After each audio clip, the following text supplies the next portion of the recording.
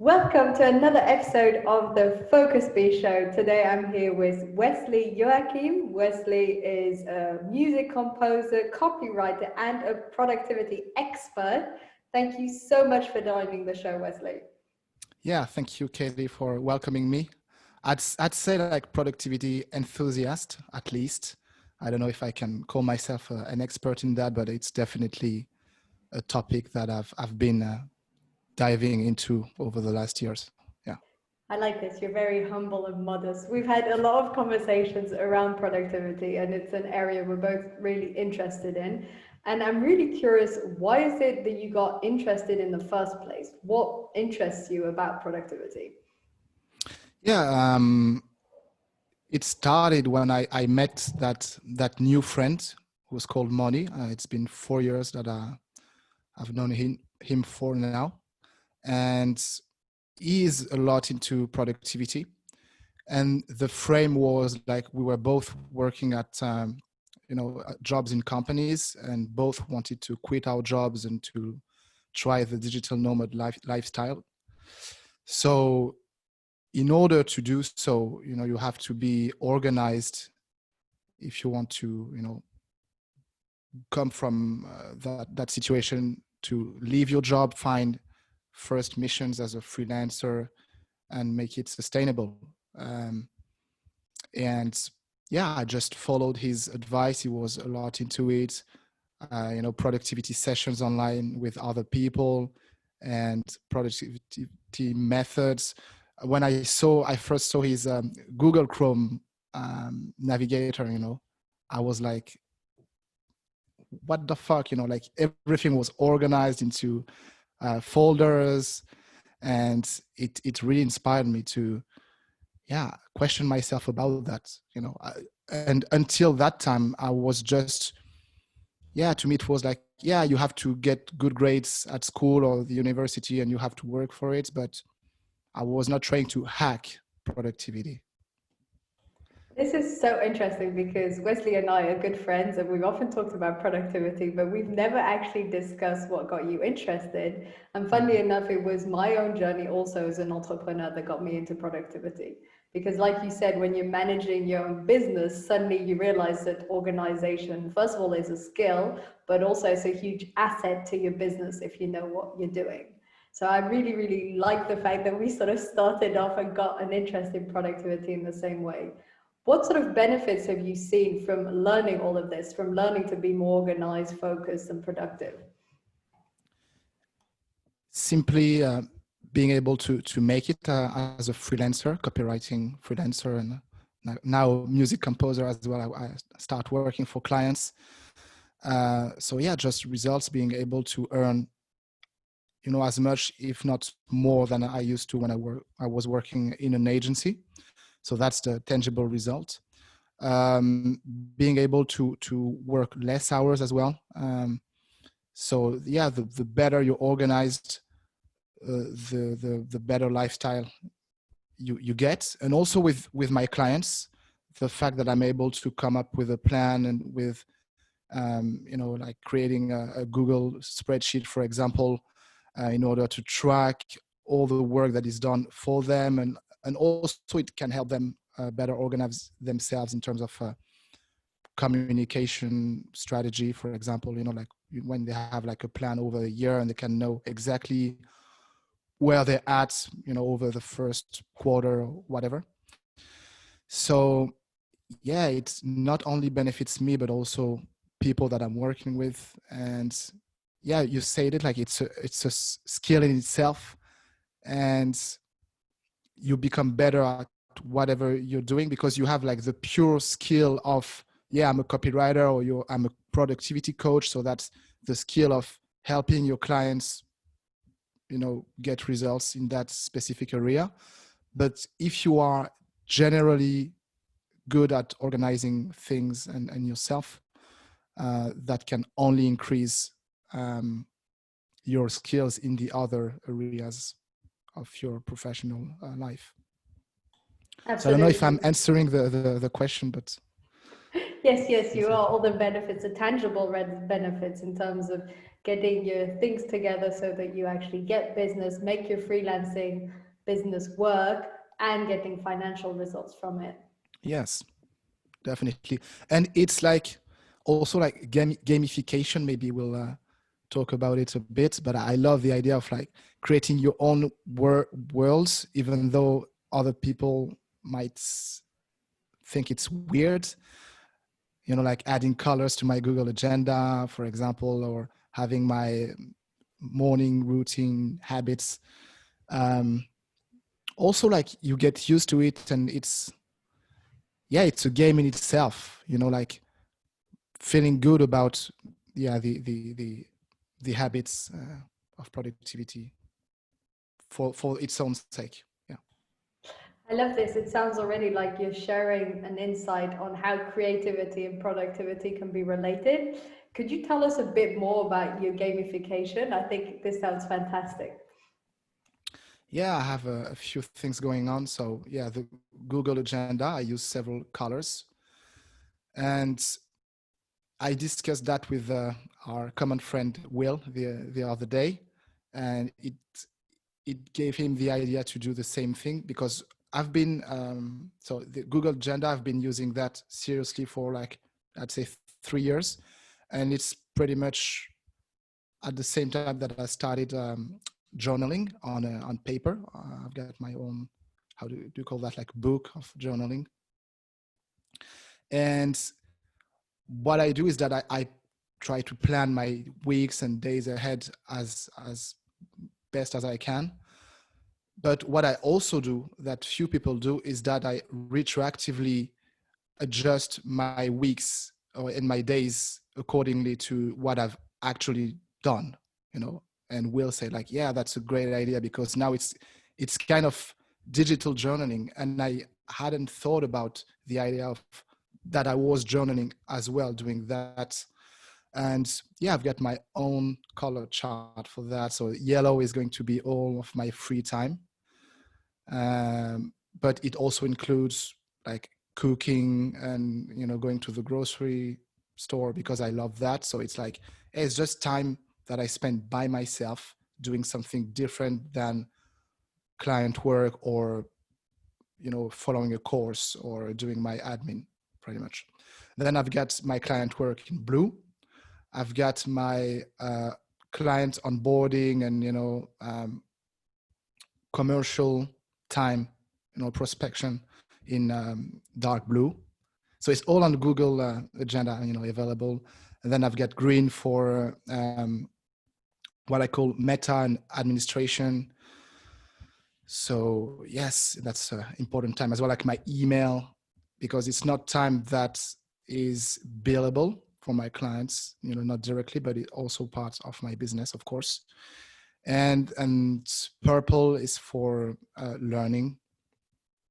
So, you know, when I do coaching session as a client, it's that time. And finally, orange is time that I spend with other people. So if I see friends or my mother, that is, you know, casual time with other people. So yeah, that's pretty much it. And yeah, I can see at a glance what I've been doing over the last week, you know, with the colors. Like, oh yeah, there is a lot of yellow, for example. So yeah. That's really nice. I actually do a similar thing with colors in my Outlook calendar, and I've never really thought about how other people do it. So it's interesting to see the categories we have in common and the different categories. And it's true, I started using it maybe a year ago, maybe a bit less.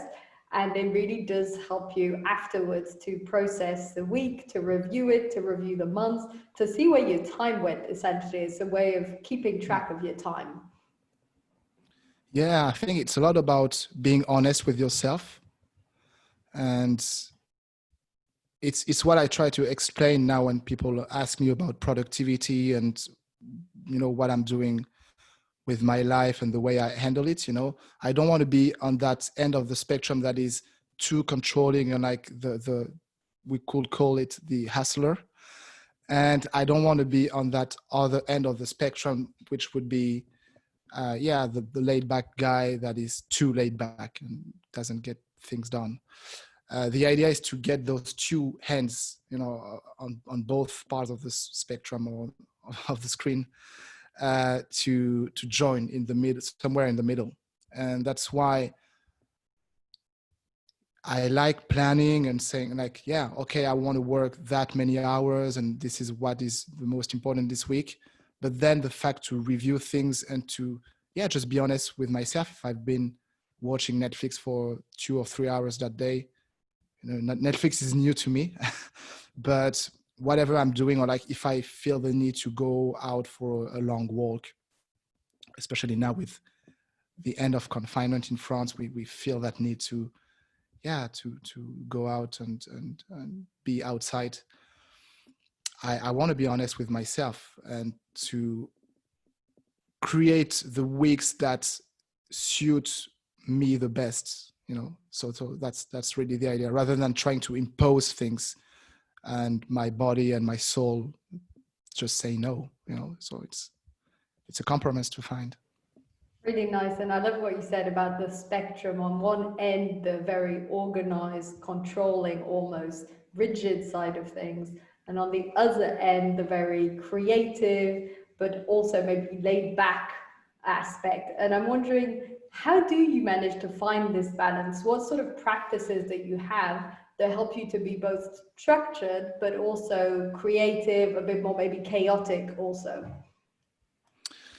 Yeah, to be honest, I don't have like one answer to your question, but I'd say that that's the sum of all those habits I've developed, like meditation, physical exercise. Of course, I'm still not perfectly, daily doing it. But I mean, meditation, yes, but physical exercise, it's, fluctuant. Is it how you say it in English? But yeah, it's about listening to yourself. And maybe that won't answer your question, but what I realized as well is, at first you want to do something as a habit, and it's like, okay, I want to do that in order to tick that box every day. For example, meditation. Right now I'm more aggressively doing intermittent fasting, partly thanks to Will. He gave me some advice about that, ketogenic diet and all those things. And so at first you do it to tick a box, and then you actually feel good doing it, and it overtakes the old version of yourself in that area of your life, and that new habit becomes second nature. So yeah, the idea is not to be like controlling and like, yeah, I have to fucking meditate today. Sorry for the slang. Because then you're not in the right mindset that revolves, the halo that is supposed to revolve around meditation. Even though meditation is here to me, according to me, like for you to witness your emotions and your state of mind. But generally the outcome is for you to be more calm at the end. So if it stresses you to do things that are supposed to get you relaxed, maybe there is a problem. So yeah, it comes through practice, I'd say. And also another element is that it's a pure myth to think that you'll have the same habits all over your life. Like habits, it's what I said in my previous podcast in French with my friend Seb, another Seb, not the one we have in common, is that maybe habits are not made to be kept throughout your whole life. Sometimes, like, I mean, it depends, but like, of course, you're brushing your teeth, and I hope for most people every day for forever. But some habits are just here for you to get from one phase of your life to the next. So yeah, also Really nice. And I love how you said that if we're doing a habit that is supposed to make us feel calm, but we're too rigid about it, and that makes us stress, that's kind of defying the purpose. And I definitely recognize myself in your words when you talk about habit tracking, essentially ticking off a habit, doing it so you can say you've done it. But then after a while, you realize you want to do it and you're enjoying this. And I've also had this with meditation. So I think that's a very interesting point. If people were curious about productivity and didn't know where to begin, let's say they've realized they're disorganized, they're inefficient, they want to feel more productive, what advice would you give them to help them get their productivity up to the next level? Definitely journaling. Definitely, I've done a mini conference on it. There were not a lot of people, but like we have a video. It's in French though, and I was explaining that I see journaling as a meta habit, because the fact that you're writing whatever is important to you on a daily basis can be a great starting point to anything else, any other habit, because you can just centralize everything you want to track. So journaling, both on the emotional part of, okay, how do you feel every day?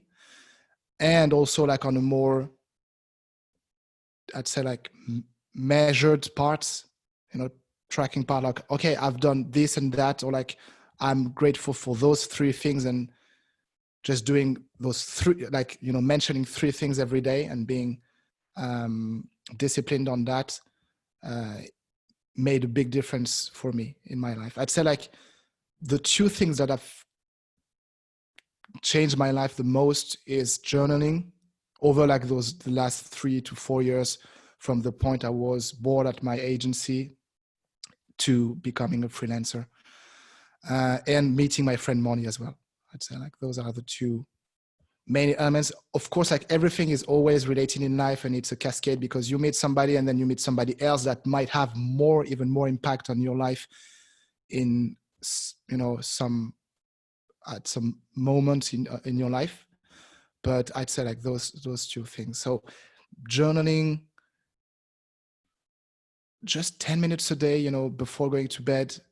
Also, like you can stack it with going to bed, so you don't have to overthink it. You just do it before you go to bed, and be honest with yourself, and start with a few other habits than journaling. For example, okay, journaling plus meditation, or journaling plus physical exercise, or journaling plus my side project in order to quit my job, for example. But journaling is good to combine with something else. Yeah, really nice. And the different elements you've mentioned in terms of journaling. So the gratitude practice, the keeping track of what you've achieved that day, but also writing down your feelings. There are a lot of different ways to go about journaling. What would be the 2, 3 main questions you ask yourself every day when you journal? It has changed so much over the course of years. You can see like the different versions of like Wesley's journals entries. Like you see like a website evolve throughout the years, like Facebook. You see like all the increments, and you see Facebook in 2005 versus today. It's like so different. And I guess it's the same for me. It depends on the periods, but what remains is gratitude, of course. I don't force myself to write 3 things. It's just whatever I feel gratitude for. Most of the time it's people, but I try to find other things that sometimes like more superficial, on purpose, like, oh, enjoying the coffee I drank today at, Prêt à Manger, or yeah, even like maybe the gray weather today, I don't know, because it's raining and I feel comfy at home working. What remains also is a role, how do you say like bilan in English, like Sort of retrospective of my day, or yeah, overview, maybe? yeah, or summary of my day, like, yeah, what are the pluses and the minuses is what I'm doing currently. So yeah, I've done this and that for that client, or I've exercised today, that's good, great, but I didn't have time to do that other thing. So just for me to know where I'm at, and yeah, again, it's like keeping it honest with myself. So those are the things. And then I just write tomorrow what is planned, knowing that I've done that before on the screen. I've got my evening ritual on the screen, planning my day ahead. But I like just writing one sentence or one word, like, yeah, tomorrow is big day, so let's fire it up. Or, yeah, tomorrow, like, follow your intuition, whatever I feel like. It's like a great way to conclude the day, and then I can close my book and go to bed. Ah, that's really beautiful. I like this. It's really, really nice. I feel that you've shed a lot of insights in terms of different ways that people can journal. I'm wondering, does it help you to stay focused? So while you're journaling, while you're preparing maybe for the following day and you're talking about your priorities or what you achieved, does it help you to manage your focus? I definitely think it does, because,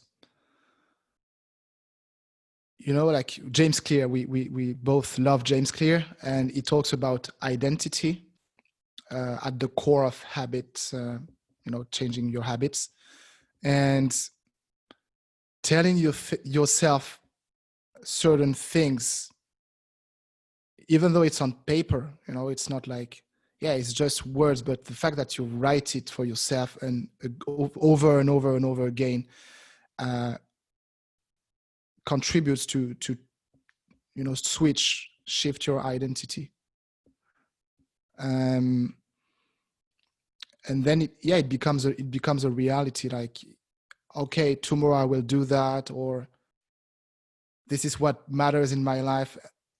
Because it's like, it's your new news, you know, like, it's like every time, like, some people switch on the TV and they're just so affected by what they see on the news. But what if you had your own TV channel that is your journal, and you just choose whatever you want to put inside, and then it like obviously affects your subconscious, because you see those things. You know, I'm not yet a lot about printing things and putting it on my walls. I think you do it, maybe, Katie, I don't know, but some people do it and they print their main goals of the moment, for example, or like even a positive sentence. Also, those details have so much impact. So yeah, of course it works. And sometimes you just don't realize, you're like, oh, I don't even understand that I'm not afraid anymore to do that. You know, I don't feel friction about whatever thing, you know.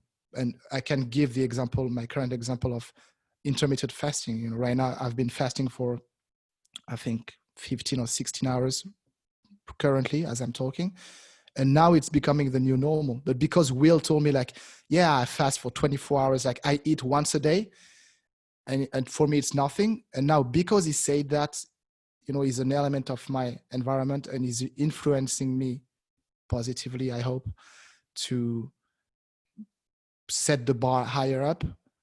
So it's all a question of influences and environment. So yeah, you are responsible of your own environment, of course.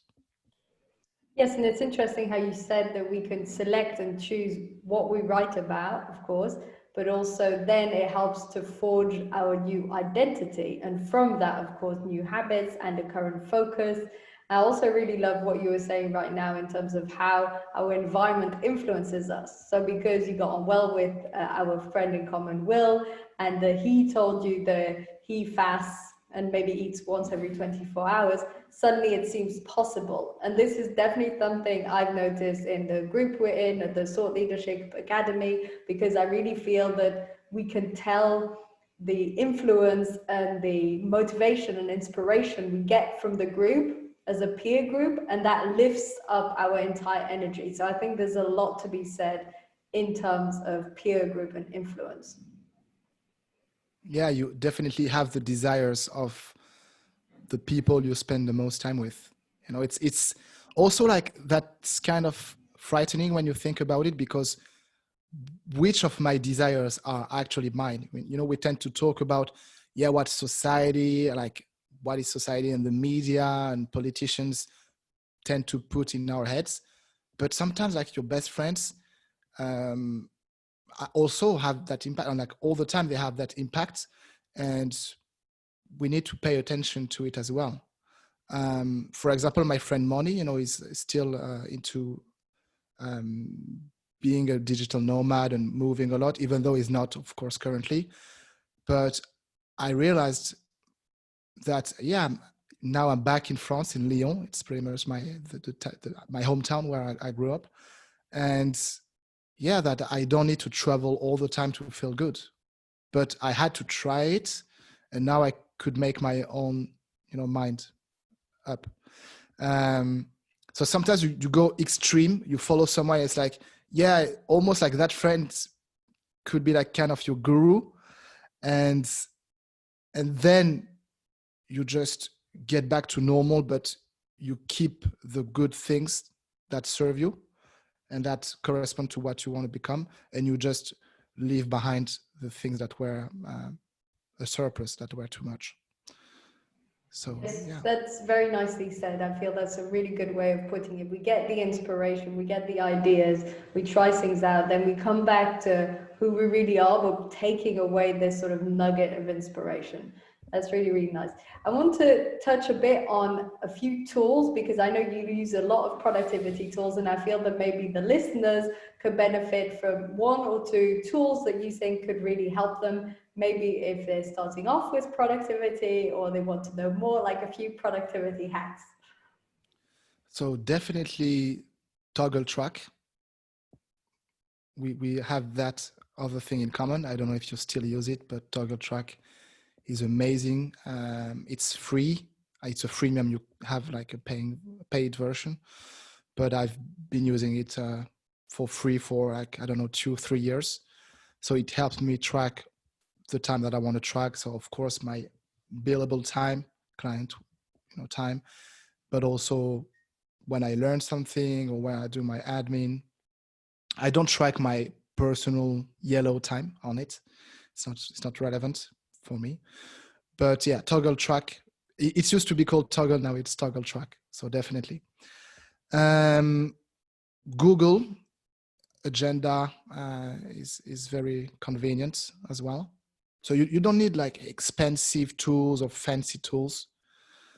What else do I use? I use Airtable, which is an equivalent of Excel or Google spreadsheets.